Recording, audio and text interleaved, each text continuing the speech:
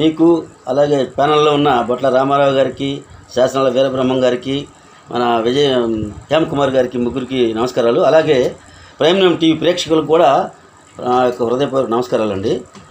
Liquor scam ఇది దాదాపు 100 రోజులు దాటిపోయింది దీని గురించి మనం మాట్లాడుకుంటూ.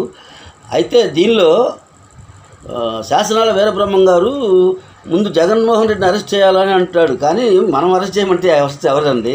దానిలో వస్తారేమో మనం చూద్దాం. ఒక్క ప్రశ్న అది బొట్ల రామారావు గారికి ఏంటంటే, ఇప్పుడు మనం ఇదంతా ఏదో కూటమి ప్రభుత్వం ఏదో చేస్తుంది, ఏదో ట్విస్టులు చేస్తుంది అంటున్నారు కదా మీరు.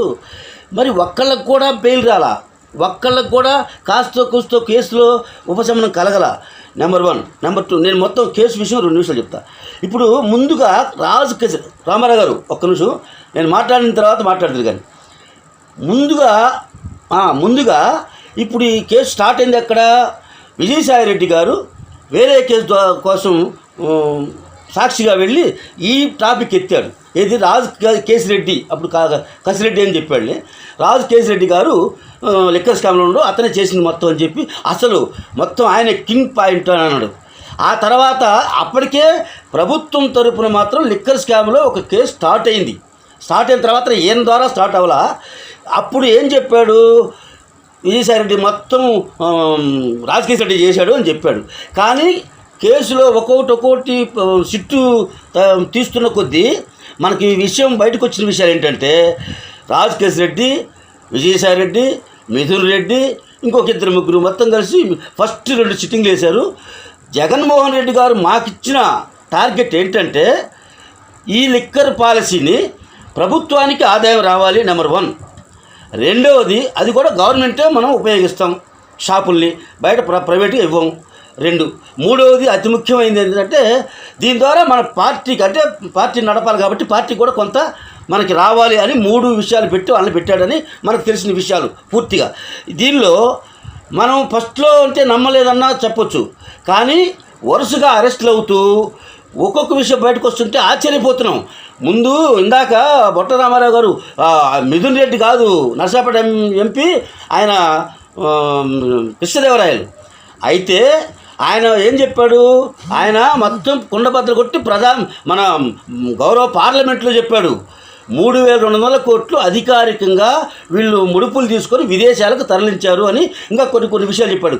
కానీ నా పాయింట్ ఏంటంటే, ఇప్పుడు తెలుస్తున్న కొద్దీ ఇప్పుడు ఒక 3,000 కోట్లని అనుకోవటం కానీ వీల్లేదు.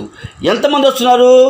ఫస్ట్ కేసిరెడ్డి తర్వాత మొత్తం 34 మంది దాకా అరెస్ట్ అయ్యారు. వీళ్ళలో అతి ముఖ్యమైన వ్యక్తి రాజకీయంగా మొట్టమొదటి అరెస్ట్ అయింది చెవిరెడ్డి భాస్కర్ రెడ్డి గారు. భాస్కర్ రెడ్డి గారు ఎప్పుడైతే అరెస్ట్ అయ్యారో అనేక విషయాలు బయటకు వచ్చాయి. ఎలా అంటే, ఒక్క విషయం చెప్తాను. చంద్రబాబు నాయుడు గారు 2004 ఎలక్షన్కి ముందు ఒక ప్రచారం చేసేవాడు. ఏమని? మొత్తం డిజిటల్ పేమెంట్ వాడుతూ డబ్బులు మొత్తం కంటైనర్లకు ఎత్తి తాడేపల్లి ప్యాలెస్ జగన్మోహన్ రెడ్డి ఇంట్లో పోతున్నాయంటే, అప్పుడు వాస్తవంగా నేను కూడా నమ్మలా. చంద్రబాబు ఏదో ప్రజల కోసం ఏదో ఉత్తత్త మాటలు చెప్తున్నాడు అనుకున్నాం. ఇటీవల ప్రూవ్ అయింది ఏంటి? ఆ కంటైనర్లు మన జగన్మోహన్ రెడ్డి గారి ఇంటి పక్కన తాడేపల్లిలో వేరే అది ఏంటి ల్యాండ్ మార్క్ అనే అపార్ట్మెంట్లోకి వెళ్తున్నాయి అనేది మనం కళ్ళారా విజువల్స్లో కూడా చూసాం. అయితే అక్కడే వీళ్ళు ఫస్ట్ 2వ మీటింగ్ వేసింది. హైదరాబాద్లో తొలి మీటింగు, 2వ మీటింగ్ ఇక్కడ వేశారనేది ప్రూవ్ అయిపోయింది. ఆ తర్వాత ఎలా చేశారు ఈ డబ్బునంతా అంటే, మన చెవిరెడ్డి భాస్కర్ రెడ్డి గారు తిరుపతి తొడా చైర్మన్, ఆయనకి కార్లు ఉన్నాయి కొన్ని, అంటే ఆయనకి అధికారికంగా రాష్ట్రం మొత్తం తిరగచ్చు ఆ కార్లు. ఆ కార్ల ద్వారా ఆ డబ్బుని ఒక్కొక్క నియోజకవర్గానికి 30 నుంచి 50 కోట్ల దాకా పంచారు. వాళ్ళ మనుషుల ద్వారా, వాళ్ళ పిఏల ద్వారా, లేకపోతే అతని అనుయాయుల ద్వారా అనేది ఇంకో విషయం బయటకు వచ్చింది.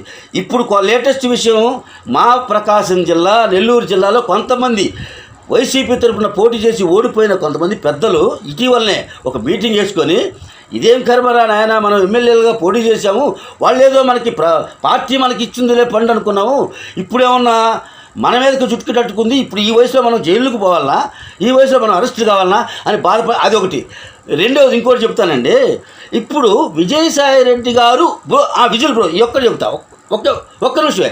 విజయసాయి రెడ్డి గారు విజిల్ బ్లోగా మిగిలిపోరండి. ఆయన ఖచ్చితంగా అప్రూవర్గా మారుతారు.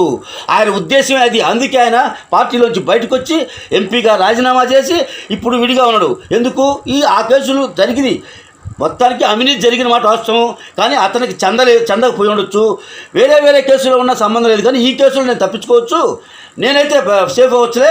అది కాక కేంద్ర ప్రభుత్వంతో నాకు మంచి సంబంధాలు ఉన్నాయి కాబట్టి వీళ్ళు నన్ను అవమానపరిచారు కాబట్టి బయటకు వచ్చాడు. ఇది అసలు విషయం.